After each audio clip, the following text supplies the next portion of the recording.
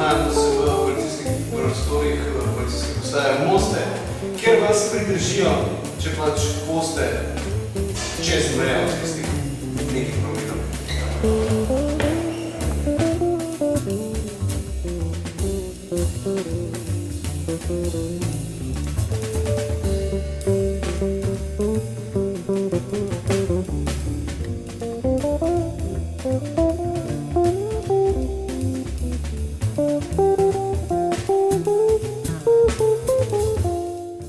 Gospod Beklič, ste policist tukaj v Mostah.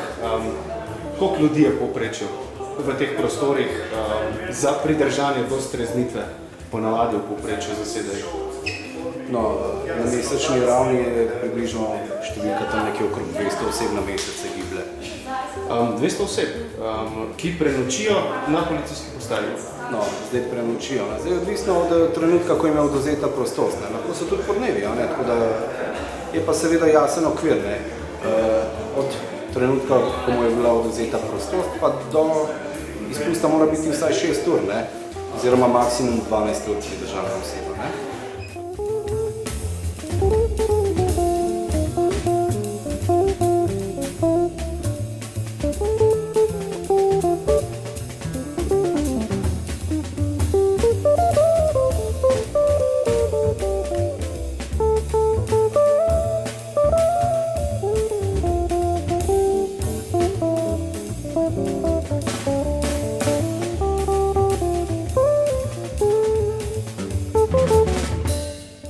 Zdaj k Martinovim pa problemom pijanih volan. Kaj jih čaka?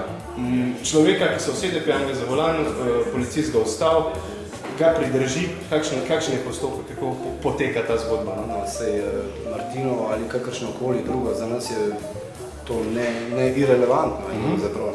Tako da oseba, ko je pripeljana k nam, jo pač po ustaljenih proceduri varnostnega pregleda in preverjanja dokumentov jo namestimo v celico, kjer dobi pač vse, kar ostali dobijo, se pravi čisto posteljnino, tekočo vodo, pitno seveda. Zagotovljene ima osnovne pogoje, se pravi temperature, ki je nekako bivalna, čas zagotovljena, in pa seveda stalno komunikacijo z našim dežurnim v primeru potrebe zdravstvene oskrbe ali kakšnekoli druge potrebe. No, pa smo zdaj pri teh komunikacij. Kolikrat tolo tipko pritiska en povprečen pridržanec? No, zdaj je špekulativno je govoriti o tem, Zadeva je tam, da se jo uporabi, tako da... A je uporabi vsak, Saj je enkrat, ko je tukaj noter tistih 12 urih rečejo, da vzame maksimum časa, kar doskrat se pogovarjamo s pridržanimi, Kakšne težave jih mučijo? Kaj jih muči? Da se treznejo, da se zavejo bedarije, ki delajo, imajo druge težave, ne vem? Zdaj, te zadeve so bolj osebne narave, tako da o tem se ne bi pogovarjali. Je pa seveda to namenjeno komunikaciji, tam v tistem stilu, mislim, v tistem primeru, ko lahko pomagamo, pač pomagamo, tam, ko pač ne moramo, ne moramo, Še nekaj povejte, ko ljudje odsedijo tole, pa ko morajo tisti telefonski klic, ko ga svojcem, svojim domačim, ko povejo pač, draga, danes me ne bo, so me zaprli, prosim, dvigem me čez 12 ur na Mostih. Kakšne so te zgodbe, Kako to zgleda? Je to tragično ali je tragikomično na trenutke? Poglejte, zdaj vi mene sprašujete, v vprašanje, na katerega vam jaz odgovora ne morem dati, to je oseba, ki se pogovarja s svojimi svojci. Mi nudimo telefonski klic, ne? Zdaj kaj se oni pogovarjajo, pa jaz tle ne moram špekulirati. Plastične postelje so plastične, večkrat, mislim plastificirane, no, tako rekel, a večkrat pride do neljubih dogodkov, kot so izlivi pač osebnih tekočin, pa bruhanje in tako naprej.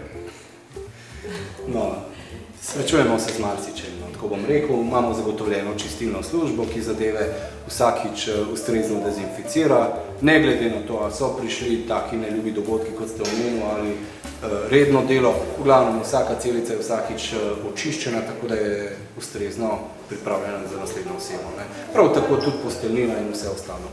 Še nekaj, ko sem gledal te celice, zakaj imata tle, sta dva človeka, je navadno stranišče, kjer je pa en sam človek, recimo če sta na Čezhodnik, je pa, ko se temu reče, direktno stranišče oziroma čučavac.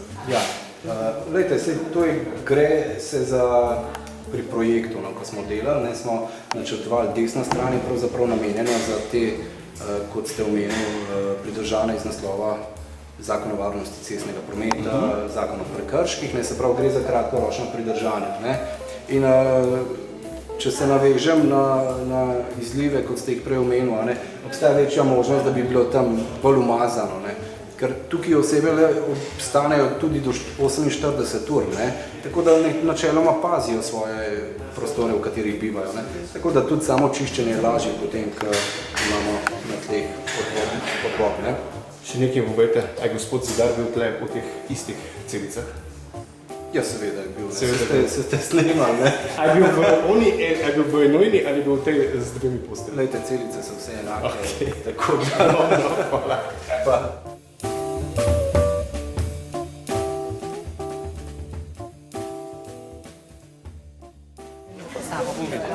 A boš videl?